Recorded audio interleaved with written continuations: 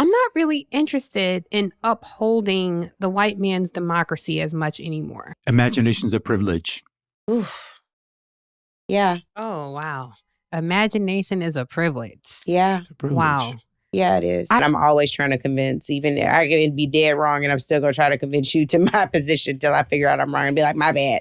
Right. But on today's episode of Woke Liberals Are the Most Delusional People on Planet Earth, we have this podcast full of race hustlers coming to the conclusion that having an imagination is white privilege. It just blows my mind the hoops and bounds that liberals will jump through to try to make themselves into victims. Now, just to give you a sense of the tone and low IQ takes that we're going to hear from these people, listen to one of the hosts talk about how she doesn't like the white man's democracy and doesn't want to uphold it anymore.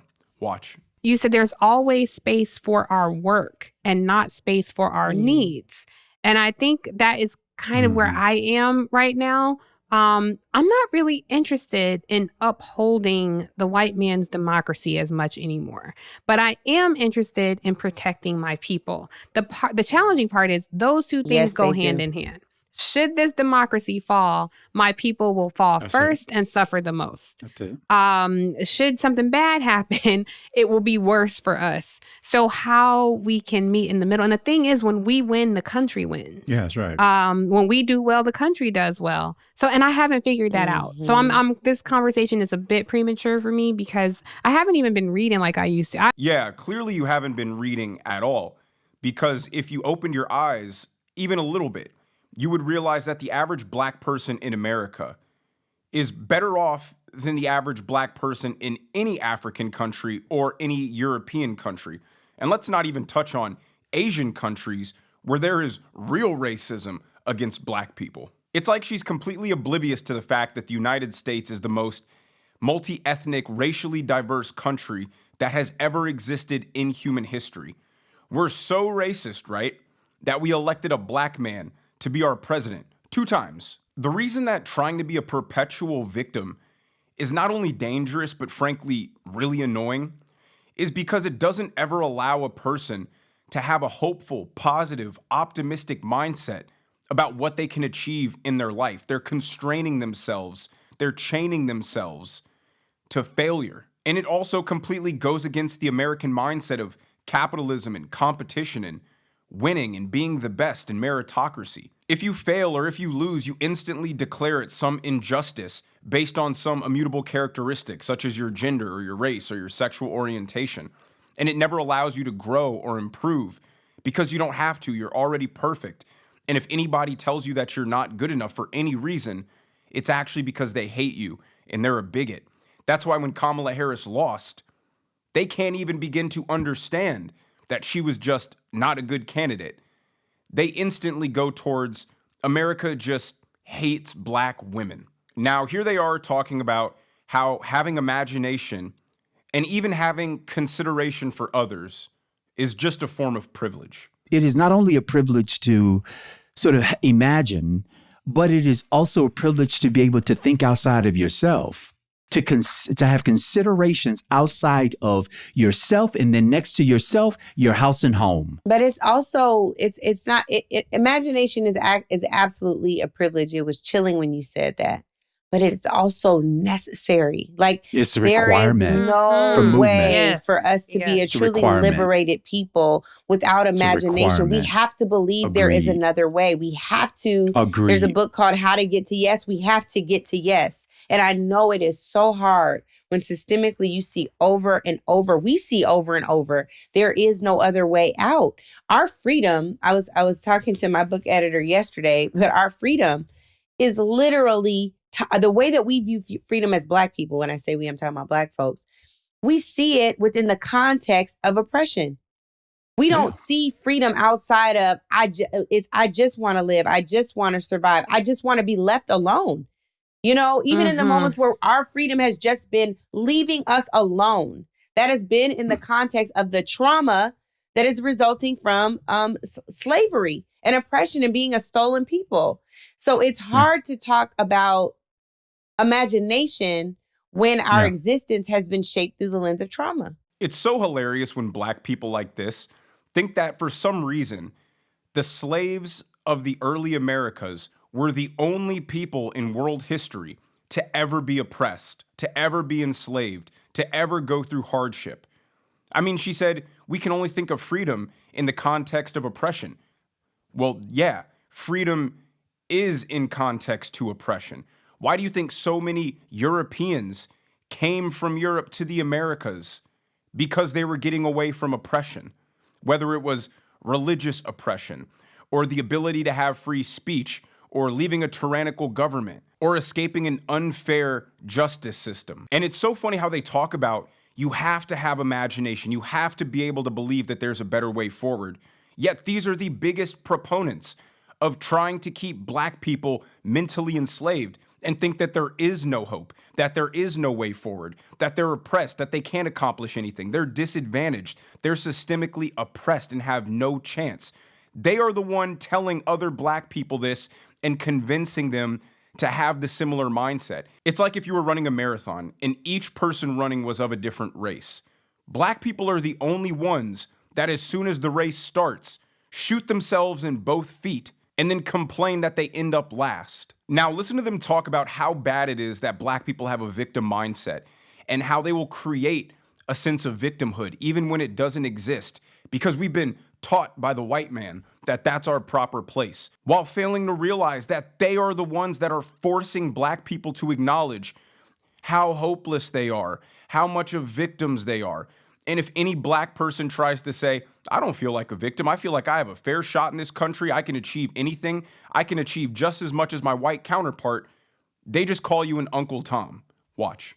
It was Carter G. Woodson who says, if you tell a man to go to the back door, and if he goes to the back door and there is no back door, he will cut one out for its special purpose. Why? Because its education makes it necessary. This was him framing the black man, right? We know to go to the back door. And if there is no back door, we will cut one out, create that back door there because our education, the way we have been taught through life, through generation, through the ancestors, this is our proper place. And if we had the ability, the freedom to extricate ourselves from that and to imagine not in juxtaposition to the conditions that we have lived in, but in relationship to nothing except our highest hopes and dreams for ourselves, and let it go from there. And there's still extrication that will have to be done even at that point, because the bonds, the blood is so deep. The soil is wet from the blood of our ancestors, even still. He's 100% right, but he fails to realize that it is him and the people who share his perverted ideology. They're the ones telling black people to cut a door in the back that doesn't exist. Because ever since 1964, when black people were given full rights and the white man said, hey, we're no longer your enemy, you guys have just as much freedom as everybody else, they could have taken advantage of that hopefulness, that opportunity. But instead you have these woke, radical lunatics who are doing exactly what he said, cutting the proverbial back door in the back of the bus when there isn't one.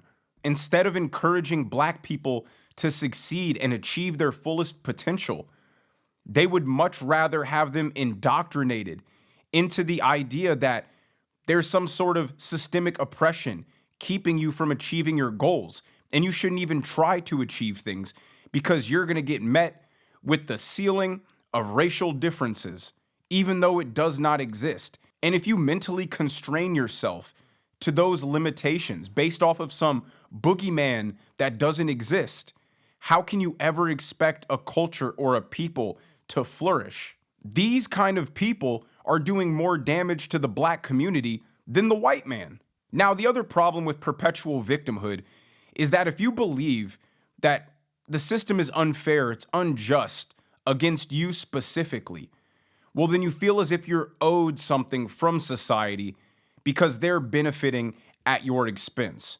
So here they are rambling on about how great socialism is and how we need to start from scratch and build a society where black people are just given whatever they want simply for existing. Watch. The contrast to what's different is always going to be by the means of what already exists. Yeah, that's true. So your ability to think about what's different is almost always going to be juxtaposed to what exists versus what if we had a blank slate? Yeah. What if there was no before this? And then what might I create? Because I might not have a 5-day work week if I were dealing from scratch. I might not, the world might not exist that my healthcare be tied to a job that I have.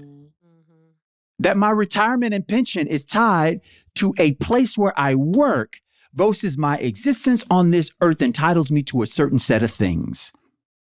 And then a structure gets built to then support that. So you're so right about the hostage, but also the imprisonment of our minds that exist and without even our knowing. In this great country called America, you are entitled to 3 things: life, liberty, and the pursuit of happiness. Nothing else. You're certainly not entitled to somebody else's labor. So you don't get to just not work, and you don't get to just have healthcare provided to you because you simply exist. It's such an ignorant statement to make, seeing as humans have been around for 100,000 years. In the past 99,900 of those years, there hasn't been a 5-day work week. You know what it was?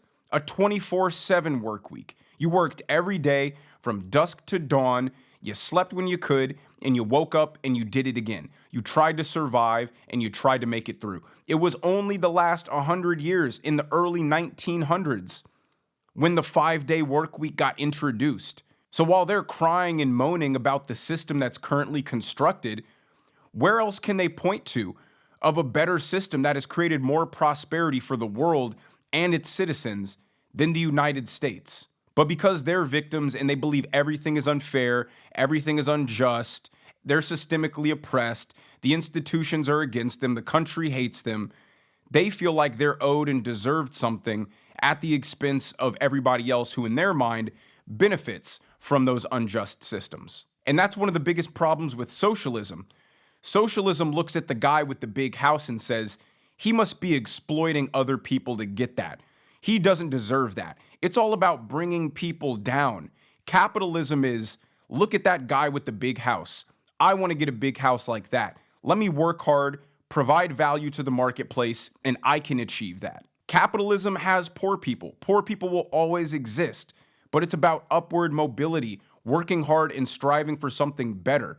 Socialism is about bringing everybody down to the lowest common denominator to make everything fair and even for everybody based off of who the poorest people are. Now, the last thing I want to play is them complaining about the fact that there aren't any policies that specifically and exclusively benefit Black people. But you know why?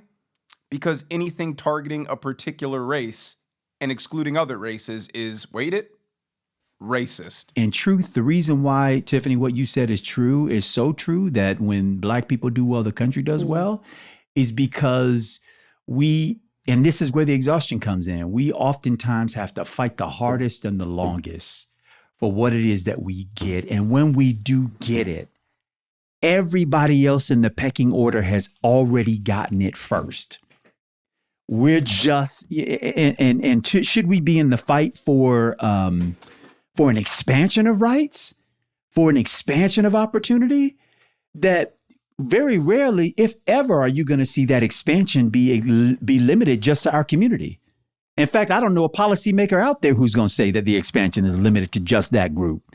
When we fight for it and it's won, it is a win that everyone gets to benefit in the largest of. Take affirmative action, for instance. The reason why this tide lifts all boats is because we're at the damn crest of it.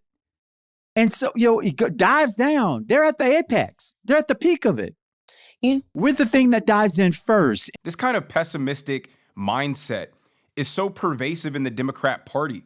That's why I always love seeing when Black people wake up and switch sides, because who likes to be a perpetual victim? Most people want to take advantage of the opportunity of living in the greatest, most prosperous and free country to ever exist. And anybody can achieve great things if they put their minds to it. And most people want to achieve great things, but they'll never be able to as long as they subscribe to an ideology that is fixated on constraining yourself to the bottom. But let me know what you guys think in the comment section down below. We usually don't get a chance to listen to how liberals truly talk and truly express themselves.